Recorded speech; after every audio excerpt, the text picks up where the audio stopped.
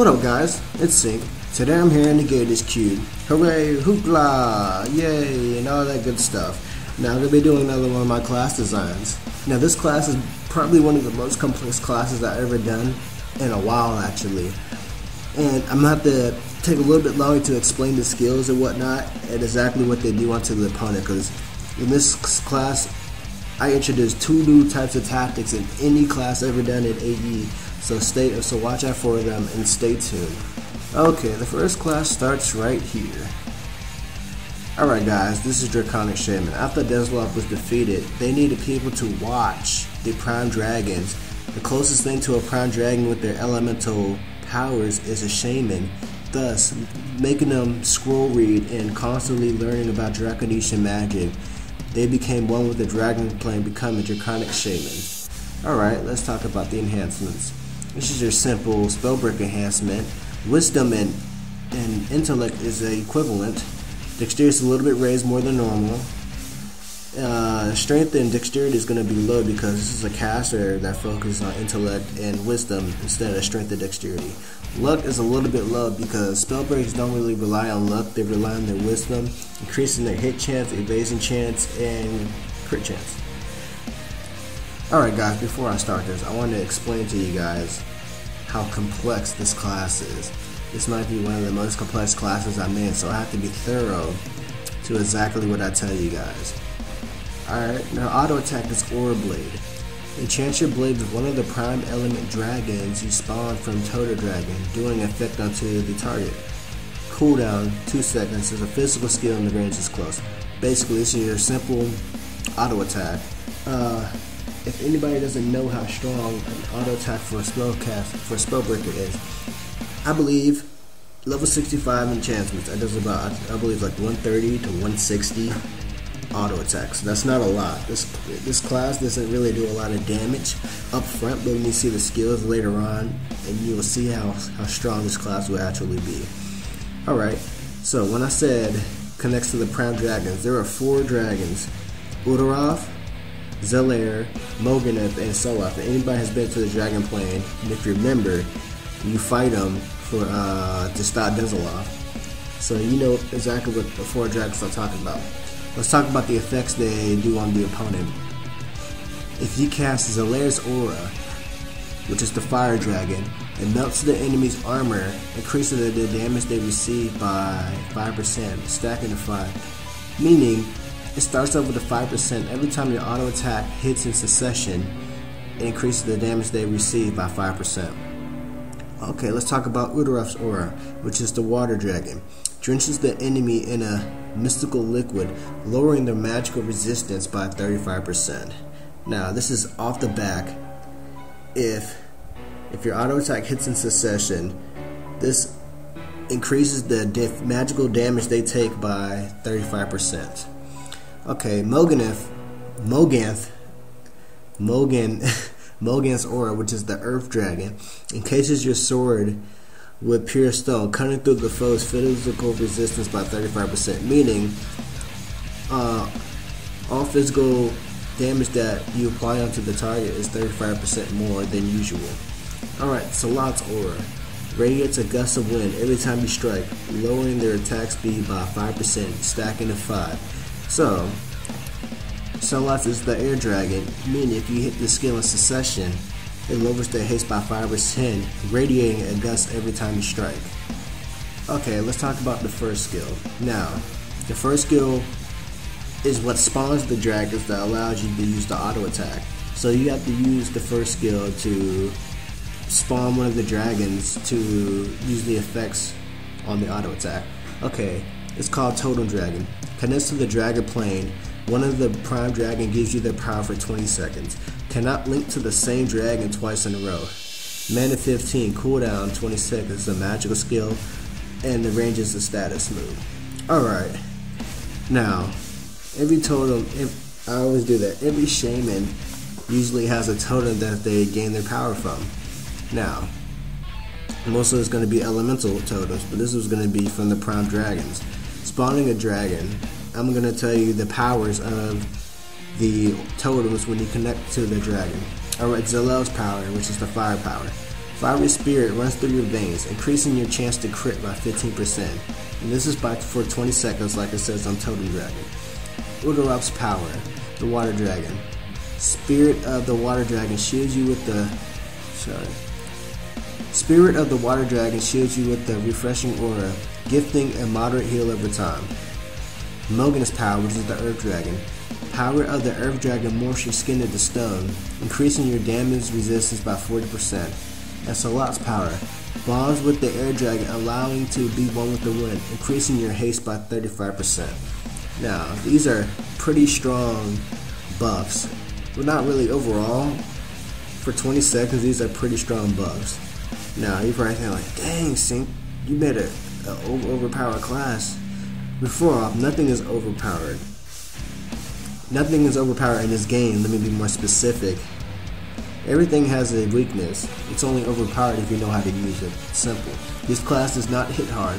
Like I said, the auto attack is only 130 to 160, which is gonna, and this is an auto attack class, so this class is not gonna hit absolutely hard at all. But when you see later on into the skills, you know exactly why this class will be effective in any type of battle. Alright, let's talk about the next skill. It's called Ascension. Now, like I said, I introduced two new tactics in any class ever made to AE, and this is going to be one of them. Ascension becomes with one with the DragonPlane, putting all your power in your Aura Blade, converting the skill from physical base to magical base for 15 seconds. Mana 23, cooldown 18 seconds. It's a magical skill in the range's status. You're probably like, what is this Sync? Like, be more specific. Okay. Basically what this does is, you know how skills have a physical skill and then you have a magical skill. And some are physical and magical, basically a hybrid. Remember, the auto attack is physical. The Ascension allows you, it morphs your Aura Blade, meaning your auto attack, into a magical skill for 15 seconds. If anybody has Dragonite or Chrono Dragonite, you know exactly how strong a magical auto attack can be, hitting around 400 to 1.2k crits. Stable, but this is a spell breaker, so it's not going to have that much intellect as a regular caster would. So it'll hit just a little bit less than a Dragonite or a Chrono Dragonite's auto attack, but this will be the main damage of the class, and this will allow you to keep the constant damage on the opponent. Alright, let's talk about the next skill, Aura Break. Disconnecting you from the bond with the Prime Dragon in order to seek a new one, but lowers your damage output by 20% for 5 seconds. Mana 0, cooldown 5 seconds. It's a magic skill and the range of status.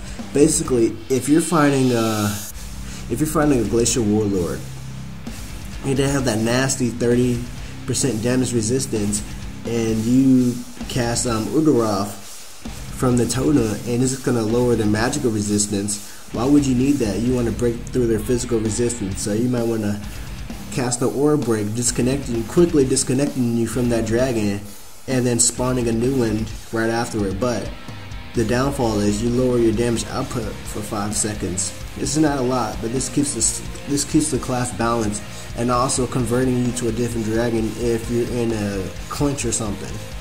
If you're in a bind and you need an extra boost of power, you have a chance, a 25% chance, since there's 4 dragons.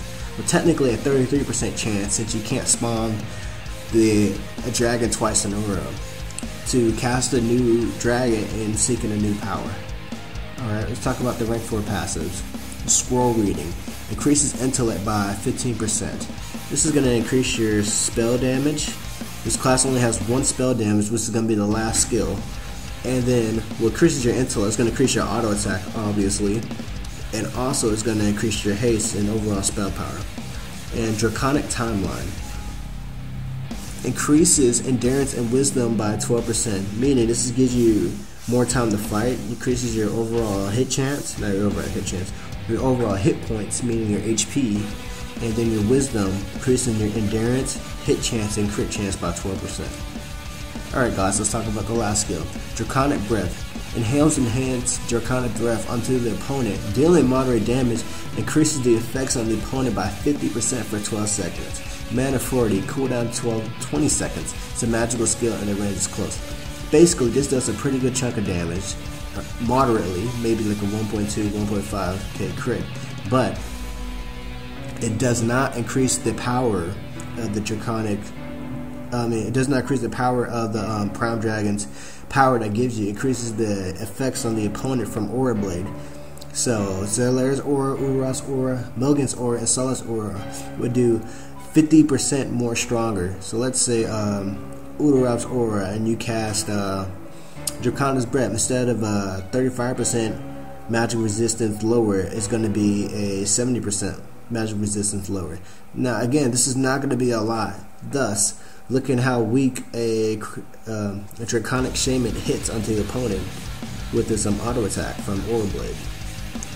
Okay, now when you see this class all together, it's a very, very complex class. And there's one more skill, which is going to be the passive. They actually create a lot of passives for my classes, but I haven't really got the time to do them a lot lately. Alright, the passive, rank 10 passive, guys, is called Enchanted Breath. Allowing the Draconic Shaman to have a better range and power, doubles the effects, and change the range to far. Now, you guys like, change the range to far, what is this thing? Now this is another tactic that I'm introducing. The first one is the skill base converting from physical to magical skills, and now range buffs increasing. So Draconic Breath has a short range attack. Now if you get rank 10 passive, the effects of it's going to change it from 50% effects to 100% effect. So all effects on the opponent from the powers of the Draconic from Aura Blade are doubled. So it's going to hit a lot harder than normal. This is a class that you must get to rank 10 to see the full potential of. Now, and this also increases the range to far. Instead of a short range Draconic Breath, this increases the far, giving you the range and effect in battle for those long range attackers, mostly casters and whatnot. Now when you see this class combined, you're like, dang Sync, another of your complex auto attack classes. I'm sorry, but this class introduces skills, converts, and range buffs, something that AE needs to try.